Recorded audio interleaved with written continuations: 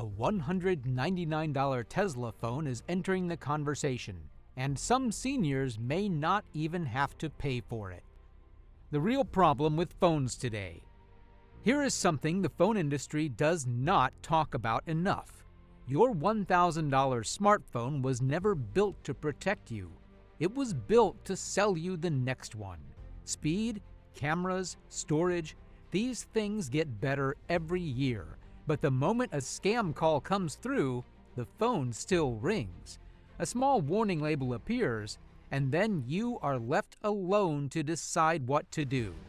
That split second of confusion is all a scammer needs, and the phone companies know it.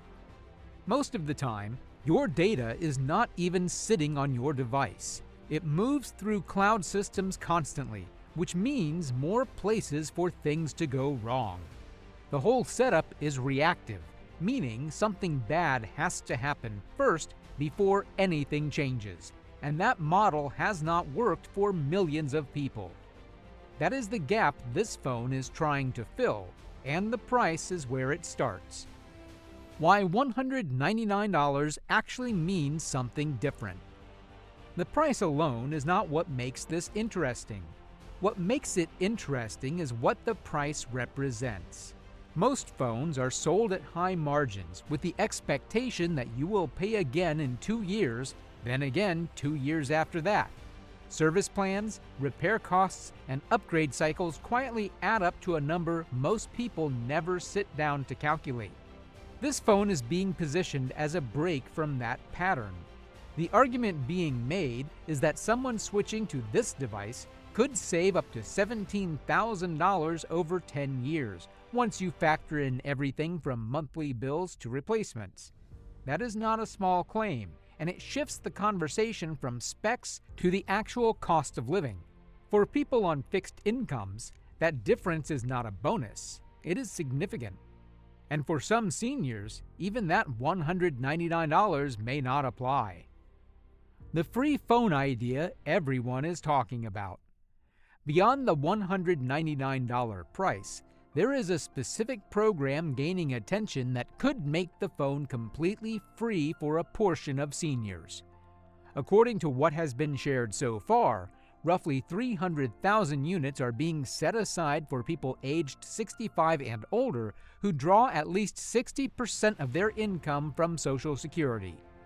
The application process is described as straightforward, with basic personal details, a short verification step, and a confirmation window of around 48 hours.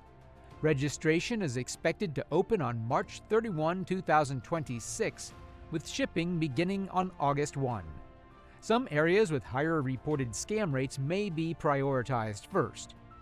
The goal seems to be accessibility, meaning the process was designed so that someone who does not consider themselves tech-savvy can still get through it without help.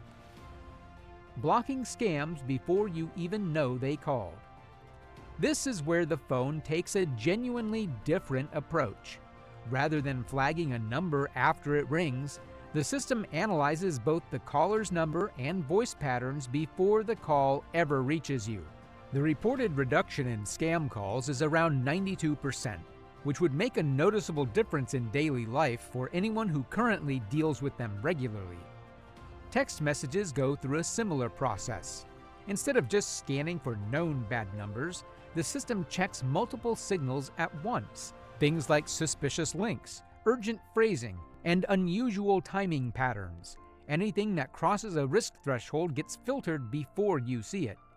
What makes this more useful over time is that the system also builds a picture of your normal communication habits, so anything that falls outside of that range gets flagged automatically. You stop having to make judgment calls on every unknown number. Privacy that does not ask for your trust. Most privacy policies ask you to trust that your data is being handled responsibly somewhere on a server you will never see. This phone takes a different route. Everything stays on the device by default, and nothing leaves unless you actively choose to send it somewhere. There is also a physical microphone switch built into the hardware, and that distinction matters more than it sounds. A software setting can be overridden by an app update or a permission you forgot you gave. A physical switch cannot. The internal data pathways are also locked at the hardware level, meaning they cannot be quietly rerouted later through a software change. On top of that, signal leakage is reported at around 0.05% and thermal tracking reduced by nearly 70%, which are two methods most people have never heard of, but that data brokers use regularly. Privacy here is not a setting you have to find. It is built in from the start.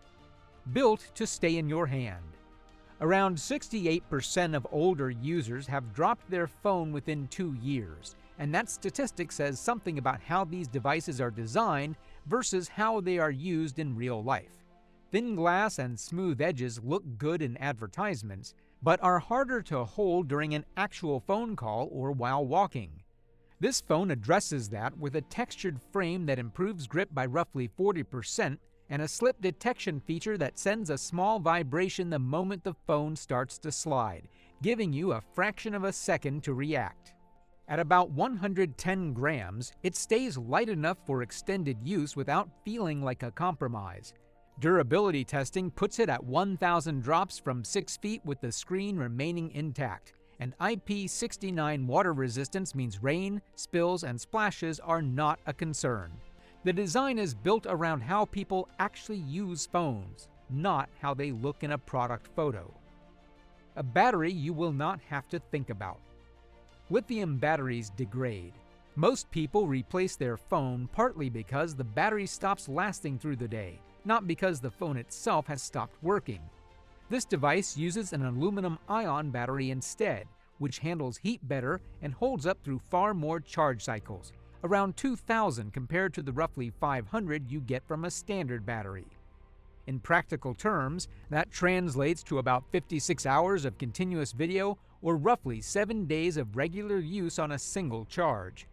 A fast charge takes the battery from 10% to 80% in about 35 minutes without stressing the cells. For people who use their phone moderately, the battery could realistically last close to 10 years before needing attention. That removes one of the most common reasons people end up replacing devices they otherwise have no problem with. Repairs over replacements. The phone is also designed to be fixed rather than discarded. A replacement battery runs about $29, a camera module around $35, and both can be swapped out in a few minutes without sending the device anywhere. When you compare that to the typical spending pattern of multiple phone upgrades, repairs, and service plans over a decade, the total cost difference comes out to roughly $3,700 in savings. Ownership starts to mean something different when a phone is built to last rather than built to be replaced. But before you go looking this up, there are a few things worth knowing first. What to know before you get excited. There are real things worth considering.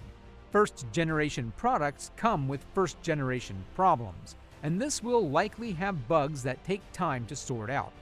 The app selection may feel thin compared to what people are used to, and moving away from Apple or Android brings an adjustment period. Signals can also be weaker in basements or buildings with thick walls. More importantly, fake websites are already circulating claiming to sell this device, and no official release has happened yet.